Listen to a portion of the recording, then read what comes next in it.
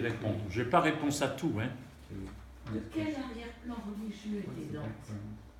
Dante, c'était un catholique, hein, c'est en Italie. Hein.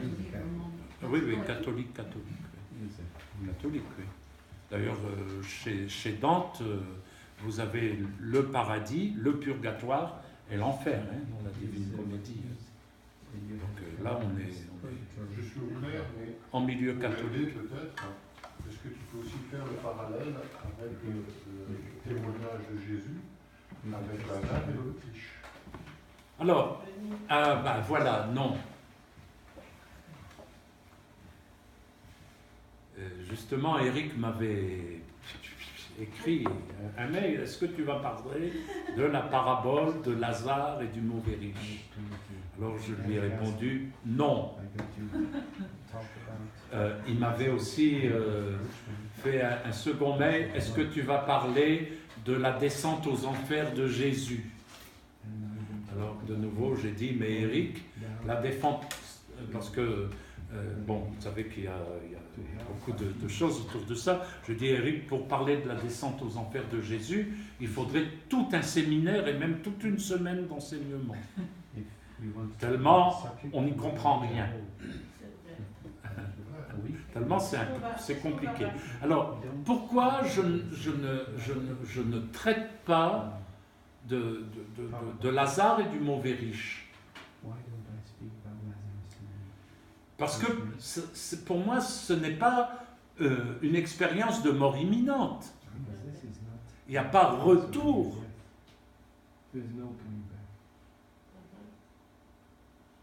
Et justement, dans la parabole, Dieu s'y refuse au retour.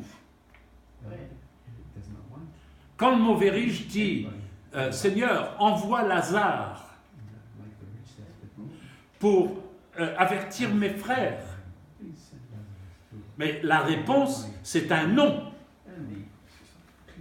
Les morts ne reviennent pas.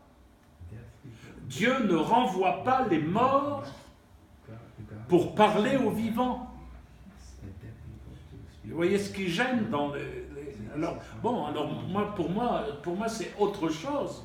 On n'est pas dans un contexte de... Alors, c'est pour ça que je préfère ne pas en parler que d'en parler. Maintenant, tu me poses la question, je réponds. Mais pour moi, ça n'avalise en rien les expériences de mort imminente. Et la réponse, on la connaît bien. Alors, moi, je vous dis, pour moi, Lazare et le mauvais riche, c'est une parabole.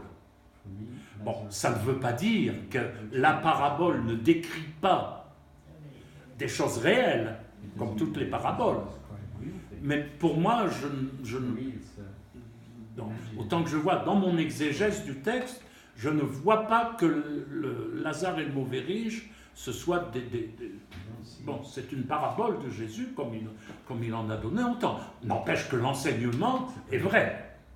Bon, c'est pas parce que je dis c'est une parabole qu'il n'y a pas d'enfer, il n'y a pas de paradis. Hein. On s'entend bien. Hein.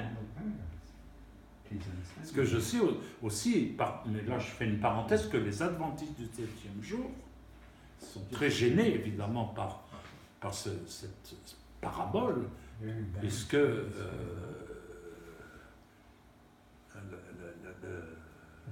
les adventistes du 7e jour ne croient pas à la survie de l'âme. Hein? Donc pour les adventistes du 7e jour, en gros, hein, je dis parce que vous n'avez pas l'air au courant, donc chez les adventistes du 7e jour, quand on meurt d'âme et de corps. Donc, attends, attends, c'est plus compliqué que ça, Marie-Josée. Donc on meurt, donc il n'y a rien dans l'état intermédiaire, ce qu'on appelle l'état intermédiaire, c'est-à-dire l'état entre la mort et la résurrection finale au dernier jour. Il n'y a rien. Il n'y a rien. On est mort. Et puis, mais je dirais heureusement, les adventistes du 7e jour croient à la résurrection finale. Donc la discussion, elle est sur l'état intermédiaire. Qu'est-ce qui se passe entre la mort et la résurrection? Donc les adventistes du 7e jour croient réellement qu'au retour du Seigneur, on va ressusciter, et puis bon, là ils redeviennent, je vais dire, classiques. Quant à la résurrection, bon, alors après on a un problème, de nouveau, c'est que pour eux, le châtiment éternel, c'est la destruction. Bon, alors, de nouveau, on retrouve une discussion. Bon. D'ailleurs, les témoins de Jéhovah ont à peu près repris la doctrine des adventistes sur ce point-là. Alors, je vais vous surprendre. Hein. Attendez-vous à avoir maintenant un infarctus. Est-ce qu'on peut... Il y a l'appareil pour faire le choc ici? On va les choquer après. Luther, Martin Luther, dont on vient de fêter les 500 ans l'année dernière, à une certaine période de sa vie, croyait que la mort, donc l'état intermédiaire, il avait exactement la doctrine des adventistes.